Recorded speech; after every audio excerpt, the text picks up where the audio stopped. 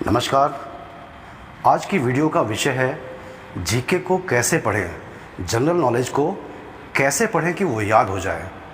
Students की अक्सर ये समस्या रहती है कि जीके पढ़ते तो हैं लेकिन वो याद नहीं रह पाता, जबकि जीएस पढ़ते हैं याद भी रहता है। लेकिन जीके में ये प्रॉब्लम क्यों है? जब भी एग्ज़ाम में क्वेश्चन आते हैं तो आंसर को लेकर बड़ा कन्फ्यूज़न होता है।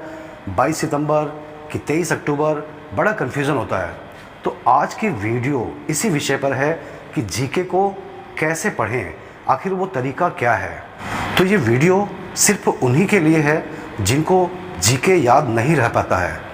अगर आपको ये समस्या नहीं है, मतलब अगर आपको जीके याद रह जाता है, तो आपको ये वीडियो देखने की आवश्यकता नहीं है। आप यहीं से स्किप कर सकते हैं, क्योंकि इस वीडियो में मैं जीके पढ़ने के उन तरीकों के बारे में बताऊंगा कि जीके पढ़ते पढ़ते याद हो जाए। कुछ तरीका इस वीडियो में और कुछ पढ़ने के तरीके अगले वीडियो में। कब? जब आप कमेंट में पूछेंगे, बताएंगे आपकी समस्या, तब उन समस्या को लेकर तरीकों के बारे में अगले वीडियो में मैं बताऊंगा। मैं हूं आपका गाइड अशोक पटवा और आप सभी का अपने YouTube चैनल पर स्वागत करता हूं। और अगर आपने अभी तक इस चैनल को सब्सक्राइब नहीं किया है तो ज़रूर सब्सक्राइब करिए, ताकि ऐसी ही उपयोगी वीडियो आपको समय समय पर मिलती रहे। तो चलिए मुख्य विषय पर आते हैं कि जीके को कैसे पढ़ें, कैसे याद रखें। तो याद रखिए, जीके भी अलग अलग टाइप का होता है। तो अलग अलग टाइप के जीके के लिए हमको अलग अलग तरीके का इस्तेमाल करना पड़ता है। तो पहला तरीका ये है कि ऐसे जीके, ऐसे फैक्ट जहाँ पर एक ही पॉइंट के बारे में 5-6 बातें, 7-8 बातें हमको याद रखनी होती है। आप एग्ज़ाम में क्वेश्चन देखे होंगे, कैसे क्वेश्चन कि वो कौन सी नदियां हैं जो पश्चिम में बहती हैं, या खेल की ट्रॉफियां कौन कौन सी हैं, या भारत की समुद्र को टच करने वाले राज्य कौन कौन से हैं। तो ऐसे जीके को याद करने के लिए हमको ट्रिक या फार्मूला बनाना पड़ता है। कैसे फार्मूला बनाया जाए वो मैं आपको उदाहरण से समझाता हूँ, आप समझ जाएंगे। जैसे भारत की स्थल सीमा और उस स्थल सीमा से लगने वाले देश की सीमा और उनकी लंबाई कैसी है, सबसे लंबी सीमा, सबसे छोटी सीमा, ऐसे क्वेश्चन आप अक्सर देखे होंगे। तो इसके लिए एक फार्मूला है, देखिएगा यहाँ पर 15,200 रुपए में मैंने बचपन में MBA कर लिया। अब ये फार्मूला है। अब इस फार्मूले को आप देखिए तो यहाँ पे जो 15,200, ये क्या है? भारत की स्थल सीमा की कुल लंबाई। ठीक। अब इसमें बीच में एक वाक्य है, बचपन में MBA कर लिया। तो इस फार्मूले में बचपन में देखिएगा, ब है बांग्लादेश, च है चाइना, प है पाकिस्तान, बचपन हो गया, और MBA, M है म्यांमार, और B है भूटान, और A है अफगानिस्तान। ठीक है। तो बचपन में MBA कर लिया। तो ये 7 देश भारत के सीमा पर हैं और इनकी लंबाई, सीमा की लंबाई भी इसी क्रम में है। सबसे लंबी सीमा किसकी? बांग्लादेश की 4096। तो सबसे छोटी सीमा किसकी? अफगानिस्तान की, मात्र 106 किलोमीटर की। तो इस फार्मूले से आप भारत की स्थल सीमा और उसके साथ लगे हुए देशों के साथ सीमा की लंबाई, सबसे ज्यादा, सबसे कम, ये सब याद रख सकते हैं। अगला एग्जाम्पल देखिए तो आप क्वेश्चन देखे होंगे ये कि कौन कौन से देश में मुद्रा के रूप में रुपए को अपनाया गया है, या ये कह लें कि किस किस देश की मुद्रा रुपया है। तो इसका फार्मूला क्या है? फार्मूला है, मामा श्री ने भाई से पाकिस्तान मांगा। अब इस फार्मूले में मामा, तो यहाँ पहले माँ का मतलब है मॉरिशस, दूसरे माँ का मतलब है मालदीव, श्री का मतलब है श्रीलंका, ने का मतलब है नेपाल, भाई के भा से मतलब है भारत, और ई से मतलब है इंडोनेशिया। भाई से का मतलब है सेशेल्स, और पाकिस्तान का मतलब पाकिस्तान। तो मामाश्री ने भाई से पाकिस्तान मांगा। इन देशों में रुपया चलता है। इसी प्रकार अगला उदाहरण देखें कि कौन कौन से देश में डॉलर नाम की मुद्रा चलती है। अमेरिका के अलावा बहुत सारे देश हैं, तो वो कौन कौन से देश हैं जहां पे डॉलर चलती है? इसका फार्मूला क्या होगा? इसका फार्मूला है, सीता जी वन से कहां आए। थोड़ा सा चेंज करना पड़ता है, वन को वन बोल दीजिए, आई को आए बोल सकते हैं। तो सीता जी वन से कहाँ आए, ये फार्मूला है। इसमें हम देखें क्या क्या कौन कौन से देश हैं। सीता, तो सी से है सिंगापुर और ता से है ताइवान, और जी से है जिम्बाब्वे, वन के ब से है बरमूडा और न से है न्यूजीलैंड, से है सेंट लुइस, क से है कनाडा और हा से है हांगकांग, आ से है ऑस्ट्रेलिया और ए से है अमेरिका। तो डॉलर किन किन देशों में चलता है? सीता जी वन से कहाँ आए में चलता है। बड़ी आसानी से याद हो जाएगा। इसी प्रकार से अगला उदाहरण देखिएगा कि भारत में कौन कौन सी नदियाँ पश्चिम में बहती हैं। ये क्वेश्चन अक्सर पूछा जाता है। तो इसका एग्जाम्पल है, इसका फार्मूला है नमस्ते लंदन। अब इस नमस्ते लंदन में क्या है? न से है नर्मदा, म से है माही, एस से साबरमती और टी से है ताप्ती, और लंदन का मतलब लूनी नदी। तो नमस्ते लंदन, ये वो नदियां हैं जो भारत में पश्चिम की ओर बहती हैं। कितनी आसानी से आप इसको याद कर सकते हैं। इसी प्रकार से अगला एग्जाम्पल देखें। आप देखेंगे क्वेश्चन कि एग्जाम में अक्सर पूछा गया है कि क्रिकेट की प्रमुख ट्रॉफी बताइए, फुटबॉल की, लॉन टेनिस की, टेबल टेनिस की, हॉकी की प्रमुख ट्रॉफियाँ बताइए। तो ट्रॉफियों को भी याद करने में आप ऐसे फार्मूला बना सकते हैं। जैसे हॉकी की प्रमुख ट्रॉफियाँ कौन सी है? तो याद रखिएगा फार्मूला आर.डी. बर्मन संगीतकार थे। तो आर.डी. बर्मन, इसमें आर से है रंगा स्वामी कप, डी से है ध्यानचंद्र ट्रॉफी, बी से है बेगम रसूल कप, ए से है आगा खान कप, आर से है राजा रणजीत सिंह ट्रॉफी, एम से है मुरुगप्पा कप, ए से है अजलान शाह कप और एन से है नेहरू कप। ठीक है, तो आर.डी. बर्मन क्या है? हॉकी की प्रमुख ट्रॉफियां हैं। तो आप ऐसे ही अन्य खेल की ट्रॉफियों का फार्मूला बना लीजिए, बड़ी आसानी से वो याद हो जाता है। इसी प्रकार से एक क्वेश्चन आप देखे होंगे कि संयुक्त राष्ट्र संघ के स्थायी देशों का नाम अक्सर पूछा जाता है। 5 देश हैं, तो उनका फार्मूला बना लीजिए। Fresh, FRACE, fresh. एफ से है फ्रांस, आर से है रशिया, ए से अमेरिका, सी से चाइना और ई से इंग्लैंड। यहाँ पे ब्रिटेन को इंग्लैंड कर दिया गया है, मीनिंग तो एक ही है। तो फ्रेश, ये क्या फ्रेश क्या है? यूएनओ के 5 परमानेंट मेंबर। तो आप देख सकते हैं कि इस तरीके से फार्मूला बनाकर आप ऐसे जीके को याद कर सकते हैं जहां एक ही पॉइंट के बारे में 6, 7, 8, 10 बातें जुड़ी होती हैं। वो 10, 8 जो भी बातें, वो सारी की सारी बातें इन फार्मूलों के माध्यम से आपके दिमाग में, मन मस्तिष्क में बिल्कुल बैठ जाएंगे। तो पहला तरीका था फार्मूला बनाकर। अब दूसरा तरीका हम देखें। दूसरा तरीका ऐसे जीके में काम आता है जहां पर तुलनात्मक रूप से पढ़ा जाता है। मतलब आप देखे होंगे एग्जाम में ऐसे क्वेश्चन आते हैं, कैसे? भारत में प्रथम, विश्व में प्रथम, भारत में सबसे ऊंचा, सबसे छोटा, विश्व में, इस प्रकार के बहुत सारे क्वेश्चन अक्सर आते हैं। तो इनको याद करने का तरीका क्या हो सकता है?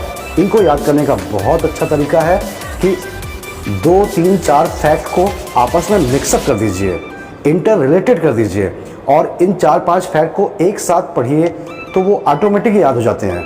मतलब तुलनात्मक रूप से इंटर रिलेटेड करके आप इनको पढ़ेंगे तो बहुत आसानी से याद हो जाता है। तो इसके एग्जाम्पल हम देखें। जैसे ट्रेन, विश्व में पहली ट्रेन कब चली? 27 सितंबर 1825 को चली। कहाँ पर? ब्रिटेन में। कहाँ से कहाँ के बीच में? डार्लिंगटन से स्टॉकहोम के बीच में। तो ये फैक्ट है। अब यहीं पर आप भारत के आंकड़े को भी याद कर लीजिए कि भाई भारत में पहली ट्रेन कब चली? 16 अप्रैल 1853 को चली। कहाँ से कहाँ के बीच में चली? तो बोरी बंदर से थाने के बीच में चली। ये बोरी बंदर आज के समय में इसको हम CST कहते हैं, छत्रपति शिवाजी टर्मिनस कहते हैं। उस जमाने में इसको बोरी बंदर कहा जाता था। और कुल कितने किलोमीटर चली? तो वो भी याद रखिएगा, 34 किलोमीटर चली। इसमें 3 इंजन थे, साहब, सिंघू, सुल्तान, वो भी याद कर लीजिए। और ये भी याद रख लीजिए कि भारत की पहली ट्रेन को नाम दिया गया ब्लैक ब्यूटी, काली सुंदरी। तो इन दोनों तथ्यों को आपस में मिलाकर पढ़ेंगे तो दोनों के दोनों सारी चीज़ें याद हो जाती हैं। अब चूंकि ट्रेन की बात हुई है तो मेट्रो, भूमिगत मेट्रो, हम देखते हैं पूरे विश्व में पहली बार भूमिगत मेट्रो ब्रिटेन में चालू हुई। लंदन में 1963 को चालू हुआ। तो हम देखते हैं भारत में कहाँ से? तो भारत में कलकत्ता से शुरू हुआ 1984। तो ये भी अपने आप में याद हो जाता है कि विश्व में पहली भूमिगत मेट्रो लंदन में और भारत में पहली भूमिगत मेट्रो कलकत्ता में। तो दोनों अंतर संबंधित हो गए, ऑटोमेटिक याद हो गया। इसी प्रकार ट्रेन को लेकर कि भारत में सबसे लंबी दूरी की ट्रेन कौन सी है, विवेक सागर एक्सप्रेस है, जो कि डिब्रूगढ़ से लेकर कन्याकुमारी तक चलती है। तो यहीं पर आप विश्व का आंकड़ा भी देख रहे हैं कि विश्व में सबसे लंबी ट्रेन कौन सी है, वो मॉस्को से उत्तर कोरिया के प्योंगयांग के बीच में चलती है, 10,200 किलोमीटर दूरी पूरी करती है। इसके पहले साइबेरियन ट्रेन को सबसे लंबी दूरी का ट्रेन कहा जाता था, लेकिन अब क्या हो गया है, अब मॉस्को से प्योंगयांग की ट्रेन जो है सबसे लंबी दूरी वाली ट्रेन हो गई है, 10,200 किलोमीटर। तो ये दोनों फैक्ट अपने आप याद हो जाएंगे। इसी प्रकार अंतरिक्ष को ले लें कि भारत का पहला अंतरिक्ष उपग्रह कौन, आर्यभट्ट, कब स्थापित किया गया, 1975 में। तो यहीं पर आप विश्व का आंकड़ा भी याद कर लें कि विश्व में पहला अंतरिक्ष उपग्रह कौन सा था, स्पुतनिक रूस का, कब स्थापित किया गया था, 1957 में। दोनों आंकड़े आपस में मिक्स कर लीजिए, याद हो गया अपने आप। इसी प्रकार अंतरिक्ष यात्री को देख लें कि भारत के पहले अंतरिक्ष यात्री कौन थे, राकेश शर्मा, कब गए थे, 1984 में। तो यहीं पर विश्व का आंकड़ा भी देख लें कि विश्व का पहला अंतरिक्ष यात्री यूरी गॉगरिन था, कहाँ के, रूस के, और वो अंतरिक्ष में कब गए थे, 1961 में गए थे। तो विश्व में भारत में दोनों को आपस में मिक्स करने से क्या हुआ, दोनों के दोनों याद हो रहे हैं। इसी प्रकार महिला अंतरिक्ष यात्री की बात करें तो विश्व में पहली महिला अंतरिक्ष यात्री कौन, वेलेंटाइना तेरेस्कोवा, जो कि 1963 में अंतरिक्ष में गई थी, ये भी रूस की थी।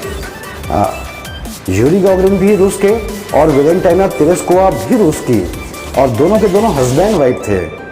ये बात अलग कि वो जब अंतरिक्ष में गए थे तब तक विवाहित नहीं थे, आने के बाद काफ़ी लंबे समय बाद इनका विवाह हुआ था। तो खैर वेलेंटाइना तेरेस्कोवा से आप भारत में भी याद कर लें कि पहली भारतीय महिला जो अंतरिक्ष में गई वो कौन थी, कल्पना चावला, 2003 में वो अंतरिक्ष में गई थी।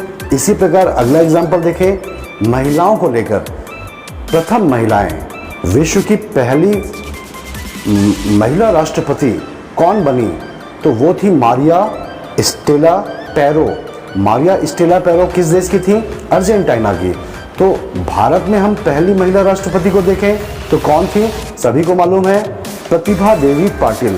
तो दोनों आंकड़े, विश्व में प्रथम महिला राष्ट्रपति और भारत में प्रथम महिला राष्ट्रपति, दोनों को आपस में मिक्स किए, दोनों के दोनों याद हो गए। इसी प्रकार महिला प्रधानमंत्री की बात करें तो विश्व में प्रथम महिला प्रधानमंत्री कौन थी, सिरामाओ भंडार नायके। तो भारत की पहली कौन थी, इंदिरा गांधी। इसी प्रकार से पहली महिला जो माउंट एवरेस्ट पर पहुंची वो जुंको तेवाई थी, जापान की। तो पहली भारतीय महिला कौन थी, बछेंद्री पाल थी।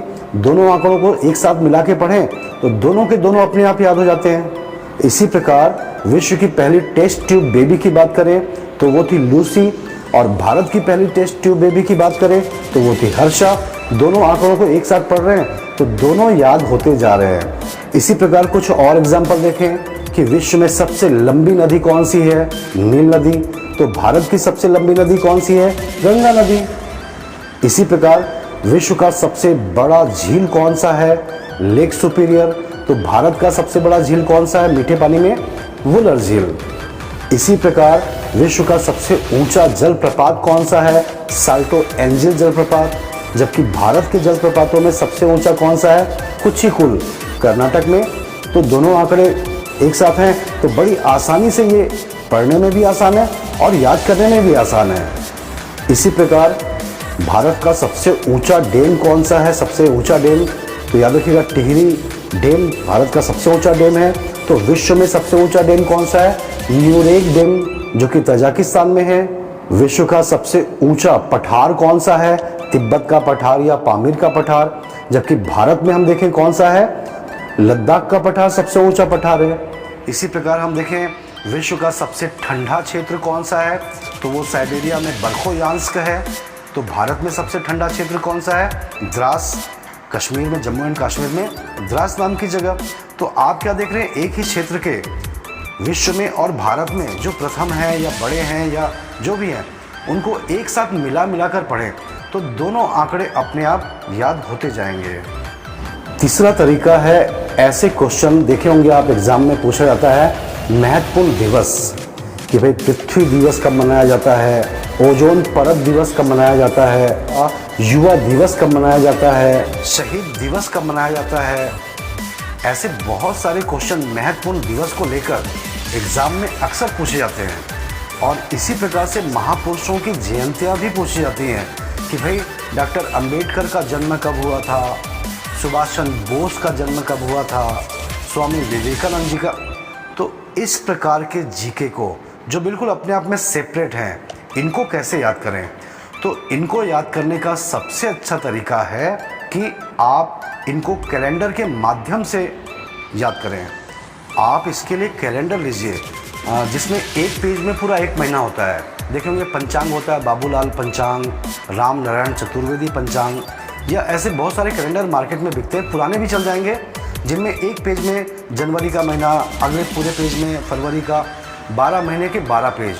तो ऐसे कैलेंडर लीजिए और इन आंकड़ों को इन कैलेंडर में फिट कर दीजिए।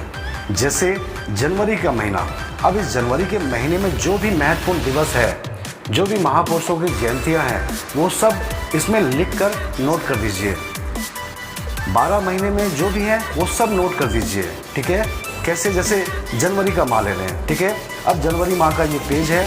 अब इस महीने में जो भी महत्वपूर्ण दिवस महापुरुष हैं उनको हमको कैसे नोट करें? तो 1 जनवरी का जो डब्बा दिख रहा है, उस डब्बे के ऊपर उस डब्बे के ऊपर आप बिल्कुल ब्लैंक पेपर चिपका दीजिए और उसके ऊपर लिख दीजिए भाई विश्व परिवार दिवस। विश्व परिवार दिवस 1 जनवरी को मनाया जाता है। 4 जनवरी का जो डब्बा है उसके ऊपर ब्लैंक पेपर चिपका दीजिए और उसके ऊपर लिख लीजिए ब्रेल दिवस। ब्रेल लिपि जो कि अंधों के लिखने के लिए होती है। 9 जनवरी के डब्बे के ऊपर ब्लैंक पेपर चिपकाइए और उसके ऊपर लिख दीजिए कि राष्ट्रीय प्रवासी दिवस, NRI डे, ठीक है। 9 जनवरी को गांधी जी भारत में आए थे 1915 में, ठीक है। तो उसके ऊपर आप क्या करिए, कागज़ चिपका दीजिए और उस ब्लैंक पेपर के ऊपर लिख दीजिए राष्ट्रीय प्रवासी दिवस और उसी के नीचे 1915 भी लिख दीजिए, 1915, ठीक है। इसके बाद हम और आगे जाएं, 10 जनवरी, उसके आगे चिपका दीजिए कागज़ और उसके ऊपर लिख दीजिए विश्व हिंदी दिवस। याद रखिएगा, विश्व हिंदी दिवस 10 जनवरी, तो राष्ट्रीय हिंदी दिवस 14 सितंबर। तो यहाँ पे आप चिपका के रख दीजिए, ठीक है। इसके बाद 12 जनवरी, उसके ऊपर कागज़ चिपका दीजिए राष्ट्रीय युवा दिवस और साथ में ये भी लिख दीजिए कि 1863 स्वामी विवेकानंद जी का जन्म कब हुआ था, 1863, तो महापुरुष की जयंती भी हो गई। इसी प्रकार से 23 जनवरी के ऊपर कागज़ चिपका दीजिए और उसके ऊपर लिख दीजिए कि 1897 सुभाष चंद्र बोस का जन्मदिन। 24 जनवरी के डब्बे के ऊपर कागज़ चिपका के उसके ऊपर लिख दीजिए कि राष्ट्रीय बालिका दिवस। 25 जनवरी के डब्बे के ऊपर ब्लैंक पेपर चिपका के उसके ऊपर लिख दीजिए राष्ट्रीय मतदाता दिवस, ठीक है। 30 जनवरी के ऊपर आप कागज़ चिपका कर क्या करें कि उसके ऊपर लिख दीजिए राष्ट्रीय शहीद दिवस या राष्ट्रीय शोक दिवस, क्योंकि इसी दिन गांधी जी की हत्या हुई थी, तो वो सन भी लिख दीजिए 1948। तो ये जनवरी माह का पूरा हो गया। इस जनवरी माह में जो भी महत्वपूर्ण दिवस मनाए जाते हैं, जो भी महापुरुषों की जयंतियां हैं, वो सब की सब हो चुकी हैं, ठीक है। इसी प्रकार आप फरवरी, मार्च, 12 महीने पूरा कंप्लीट कर लीजिए, ठीक। अब ये 12 महीने के पेज में आप महत्वपूर्ण दिवस और महापुरुषों की जयंतियों को पूरा कर चुके हैं, तो आप इनको दिन में बस 5 बार पढ़िए। 12 दिन 5 बार पढ़ना है हर महीने का। जैसे जनवरी, आज सुबह से शाम 5 बार आपको जनवरी का पढ़ना है, कल फरवरी का, परसों मार्च, ठीक है। तो इस तरीके से आपको पढ़ना होगा। कितने बार? 5 बार। 5 बार में पहला बार कब? जब आप ब्रश करते होंगे। दूसरा बार कब? जब आप नाश्ता करते होंगे। तीसरी बार कब? जब आप खाना खाते होंगे। चौथी बार कब? जब आप रात का खाना खाते होंगे। और 5वीं बार कब? जब आप बिस्तर में गए हैं सोने के लिए, आंख बंद करके आपको पढ़ना है, ठीक है। यकीन जानिए, जब आप पहली बार पढ़ेंगे तो बहुत रुक रुक के पढ़ेंगे। अच्छा, 4 जनवरी ब्रेल दिवस, अच्छा 9 जनवरी, अच्छा 1915 गांधी जी इस तरीके से रुक रुक के पढ़ेंगे। लेकिन जब तीसरी चौथी बार आप जब पढ़ते होंगे तो यकीन जानिए आपके दिमाग में स्क्रीन के जैसा छपेगा और ये सारे के सारे आंकड़े आपके दिमाग के स्क्रीन में छपते हुए नजर आएंगे। और यही कारण है कि जब आप सोते समय आंख बंद करके इसको पढ़ने की कोशिश करेंगे तो बिल्कुल स्क्रीन की तरह बिल्कुल साफ साफ नजर आएगा सारे महापुरुषों की जयंतियाँ और महत्वपूर्ण दिवस। अगले दिन सुबह उठ के क्या करना है कि जो आप जनवरी का पढ़े हैं उनको बिना देखे एक बार लिख लीजिए बस। और फिर फरवरी का 5 बार, फिर मार्च का 5 बार। यकीन जानिए मात्र 12 दिन में, सिर्फ 12 दिन में ये सारे के सारे आंकड़े आपके दिमाग में ऐसे फिट हो जाएंगे, ऐसे फिट हो जाएंगे कि रात को 2 बजे भी आपको कोई उठा के पूछे कि इंदिरा गांधी की हत्या कब हुई थी तो आप सोते सोते बता सकते हैं कि 31 अक्टूबर 1984। इतना ज़्यादा याद हो जाएंगे। आप इन सारे के सारे फार्मूले को अपनाइएगा और ये फार्मूले आपके ऊपर कारगर हुए कि नहीं हुए वो कमेंट जरूर करिएगा। और साथ में आप जो जीके पढ़ते हैं जिस भी टाइप का वो आपको याद नहीं हो पा रहा है तो आप कमेंट में बताइएगा तो मैं उसका एक तरीका बताऊंगा। हो सकता है कमेंट में बता दूं या हो सकता है बहुत सारे कमेंट को लेकर एक नया वीडियो बना दूं कि इनको कैसे याद करें। आपको ये वीडियो अच्छा लगा हो, आपके लिए उपयोगी साबित हुआ हो तो आप वीडियो को लाइक करिएगा और चैनल को सब्सक्राइब भी जरूर करिएगा। आपने समय दिया इसके लिए बहुत बहुत धन्यवाद।